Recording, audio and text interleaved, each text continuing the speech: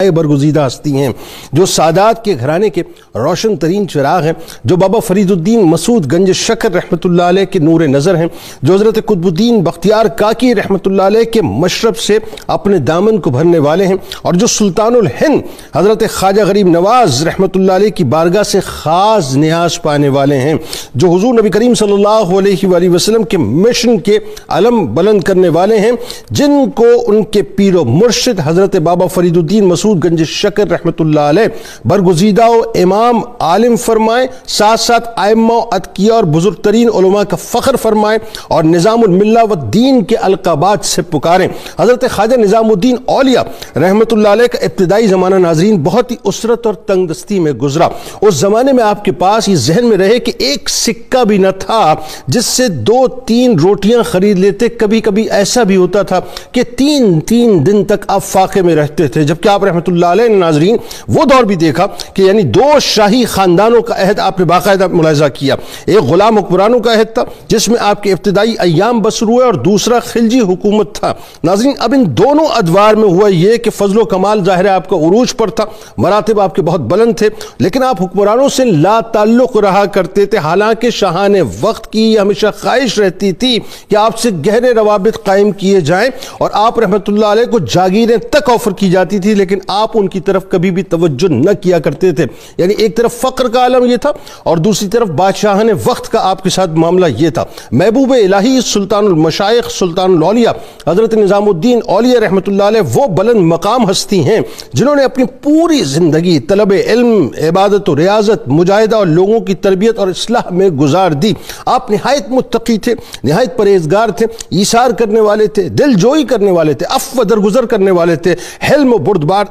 حلم سے اور بردباری سے کام لیا کرتے تھے، حسن سلوک کے پیکر تھے اور تارک الدنیا تھے۔ حضرت خواجہ نظام الدین اولیاء رحمت اللہ علیہ ناظرین تمام علوم ظاہری یعنی فقہ کی بات کر لیں، حدیث کی بات کر لیں، تفسیر کی بات کر لیں، کلام کی بات کر لیں، معانی کی بات کر لیں، منطق کی بات کر لیں، حکمت کی بات کر لیں، فلسفے کی بات کر لیں، حیات کی بات کر لیں، ہندسہ کی بات کر لیں، لغت کی بات کر لیں، ادب کی بات کر لیں، قرات وغیرہ کی بات کر لیں، ہر ایک علم میں آپ نے کمال حاصل کیا تھا۔ 7 قراتوں کے ساتھ آپ رحمت اللہ علیہ نے قرآن مجید کو پڑھا بھی اور اس کو یاد بھی کیا۔ انتہائی بلند علمی مقام کے حامل، محفل شکن کہلانے والے نظام پاک رحمت اللہ علیہ اپنی تیز فہمی اور ذہانت طبعی کے باعث دہلی کے خواجہ شمس الملک رحمت اللہ علیہ جیسی شخصیت کے سامنے سب شاگردوں میں سب سے زیادہ معظم تھے۔ حضرت خواجہ نظام الدین اولیاء رحمت اللہ علیہ کو ناظرین اپنے پیر و مرشد حضرت بابا فرید الدین مسعود گنج شکر رحمت اللہ علیہ سے انتہائی محبت تھی۔ آپ کا اخلاص، فرما برداری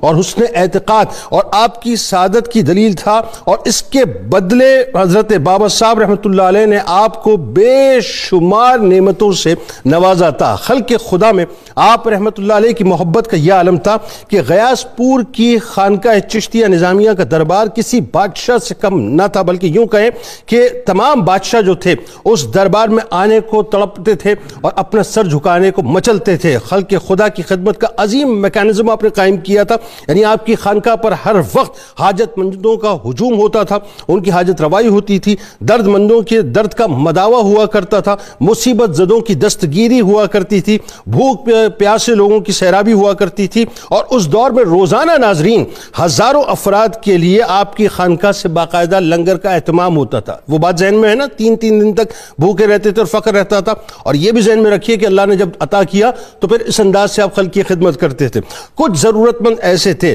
جو وہاں نہیں آ سکتے تھے تو ان کے گھروں پر کھانا بھیج دیا جاتا تھا، لوگوں کا ماہانہ راشن فکس تھا، دور دراز علاقوں تک یعنی دہلی کے باہر جنوبی ہند تک ضرورت مندوں کو روپے بھیجے جاتے تھے، طلباء کو تعلیم کے لیے وظیفے دیے جاتے تھے، کسی کے پاس کپڑے نہ ہوتے اسے کپڑے دیے جاتے، ساز و سامان دیا جاتا۔ جو لوگ یعنی یہاں تک ہوتا تھا ناظرین کہ جو لوگ جمنا سے پانی بھر کے لاتے تھے، اگر ان کے مٹکے ٹوٹ جایا کرتے تھے تو انہیں خانقاہ کی طرف سے مٹی کے مٹکے بھی فراہم کیے جاتے تھے۔ مخلوق کا اتنا درد تھا کہ مخلوق خوش ہوتی تو آپ خوش ہوتے تھے، مخلوق اگر غمگین ہوا کرتی تھی تو آپ بھی غمگین ہو جایا کرتے تھے۔ بس یہ ذہن میں رکھیے کہ آپ کا معاشرے پر اتنا اثر تھا صاحب کہ آپ کے دور کے اندر چوری، ڈکیتی، بدکاری، یہ ساری باتیں، یہ سارے گناہ ختم ہو گئے تھے۔ لوگ جھوٹ تک نہیں بولتے تھے، نمازوں کی پابندی کرتے تھے، قرآن کی پابندی کیا کرتے تھے، آغاز کرتے